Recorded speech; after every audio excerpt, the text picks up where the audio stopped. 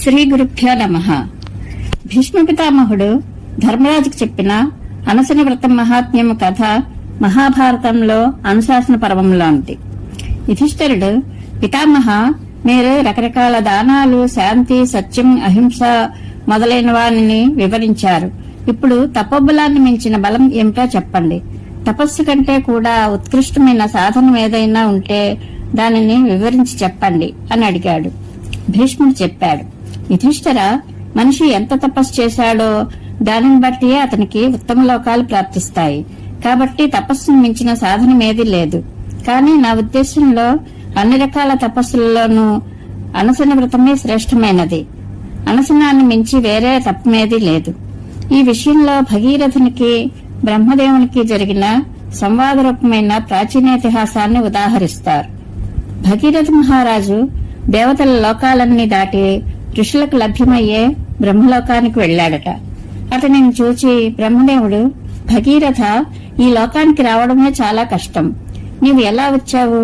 మనుష్యులు, దేవతలు, గంధర్వులు కూడా తపస్సు చేయకుండా ఇక్కడికి రాలేరు. మరి నీవు రావడం ఎలా జరిగింది అని అడిగాడు. భగీరథుడు చెప్పాడు, దేవా, నేను బ్రహ్మచర్య వ్రతాన్ని పాటిస్తూ ప్రతిదినం 1,00,000 సువర్ణ నాణాలను బ్రాహ్మణులకు దానం ఇస్తూ ఉండేవాడిని. కానీ ఆ ఫలంతో నాకు ఇక్కడికి రావడం సంభవించలేదు. నేను ఒక రాత్రిలోనూ 5 రాత్రుల్లోనూ ముగిసే యజ్ఞాలను 10 సార్లు చేశాను. 11 రాత్రుల్లో పూర్తి అయ్యే యజ్ఞాన్ని 11 సార్లు అనుష్ఠించాను. 100 సార్లు జ్యోతిష్ఠోమ యజ్ఞంతో దేవతలను ఆరాధించాను. కానీ ఈ యజ్ఞాల కారణంగా కూడా నేను ఈ లోకానికి రాలేదు. 100 ఏళ్ల పాటు నిరంతరం గంగా తీరంలో ఉంటూ నేను కఠోర తపస్సు చేశాను. అక్కడ వేల కొద్దీ కంచరగాడిదలను, కన్యలను దానం చేశాను. ఆ పుణ్య ప్రభావం వలన కూడా నేను ఇక్కడికి రాలేదు. పుష్కర తీర్థంలో 1,00,000 సార్లు బ్రాహ్మణులకు 1,00,000 గుర్రాలు, 2,00,000 గోవులు, బంగారు చంద్రహారాలు, బంగారు నగలతో అలంకరింపబడిన 60,000 మంది అందగత్తెలైన కన్యలను దానం చేశాను. ఆ పుణ్యం కూడా నన్ను ఈ లోకానికి తీసుకురావడానికి కారణం కాదు. గోసవ అనే యజ్ఞాన్ని అనుష్ఠించి అందులో 10 కోట్ల పాడి ఆవులను దానం చేశాను. అప్పుడు ఒక్కొక్క బ్రాహ్మణునికి 10 ఆవులు లభించాయి. ప్రతి ఒక్క ఆవుతో పాటు దానితో సమానమైన లక్షణాలు కల దూడను, బంగారు పాలచెమ్మును కూడా ఇచ్చాను. కానీ ఆ యజ్ఞం కూడా నన్ను ఇక్కడికి చేర్చలేదు. అనేక పర్యాయములు సోమయాగ దీక్ష పూని అందులో ప్రతి ఒక్క బ్రాహ్మణునికి నేను మొదటి విడత ఈనిన 10 పాడి ఆవులను, రోహిణీ జాతికి చెందిన 100 గోవులను దానం చేశాను. వాటికి అతిరిక్తంగా కూడా 10 సార్లు 1,00,000 పాడి ఆవులను దానం చేశాను. కానీ ఆ పుణ్యం చేత కూడా నేను ఈ లోకానికి రాలేదు. బాహ్లీక దేశోత్పన్నములైన శ్వేతవర్ణం కల 1,00,000 గుర్రాలను బంగారు మాలలతో అలంకరించి బ్రాహ్మణులకు దానం ఇచ్చాను. కానీ ఆ పుణ్యం కూడా నన్ను ఇక్కడకు తీసుకురాలేకపోయింది. ఒక్కొక్క యజ్ఞంలో 18 కోట్ల చొప్పున సువర్ణ నాణేలు పంచాను. కానీ ఆ పుణ్యం వలన కూడా ఇక్కడకు రాలేకపోయాను. ఇంకా సువర్ణహారాలతో అలంకృతమైన పచ్చని రంగు కల 17 కోట్ల శ్యామ కర్ణములైన గుర్రాలను, 7 కోలల వంటి దంతాలు కలిగిన స్వర్ణమాల మండితములైన పెద్ద శరీరములు గల 17,000 ఏనుగులను, బంగారంతో చేసిన దివ్యాభరణాలతో విభూషితమై స్వర్ణమయమైన ఉపకరణాలతో కూడిన అందంగా అలంకరింపబడిన గుర్రాలు పోంచిన 17,000 రథాలను దానం చేశాను. ఇవే కాక వేదాలలో దక్షిణలకు అంగరూపమని చెప్పబడిన వస్తువులన్నింటినీ నేను 10 వాజపేయి యజ్ఞాలు చేసి దానం చేశాను. యజ్ఞాలు చేయడంలోనూ పరాక్రమంలోనూ ఇంద్రుని వంటి ప్రభావం కల మెడలలో అందమైన సువర్ణహారాలు కలిగిన 1,000 మంది రాజులను యుద్ధంలో జయించి నేను బ్రాహ్మణులకు దక్షిణగా ఇచ్చాను. అంటే బ్రాహ్మణులు చెప్పడం వలన ఓడించిన రాజులను బంధవిముక్తులను చేశాను. లోకంలోని రాజులందరినీ ఓడించి అధిక ధనం ఖర్చు చేసి 8 సార్లు రాజసూయ యజ్ఞం చేశాను. కానీ ఏ యజ్ఞం కూడా నన్ను బ్రహ్మలోకం వరకు చేర్చడానికి సమర్థమైనది కాకపోయింది. నేను ఇచ్చిన దక్షిణతో గంగామాత యొక్క ప్రవాహమంతా ఆచ్ఛాదితమైపోయింది. కానీ ఆ కారణంగా కూడా నేను ఈ లోకానికి రాలేకపోయాను.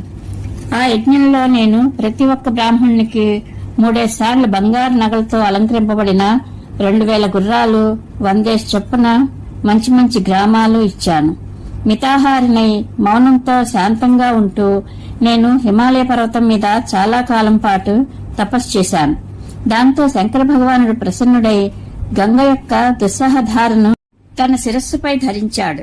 కానీ ఆ తపస్సు కూడా నేను ఇక్కడికి రావడానికి కారణం కాదు. నేను అనేక పర్యాయములు శమ్యాక్షేప యాగాలను చేశాను. 10,000 సాధ్యస్క యాగాలను అనుష్ఠించాను.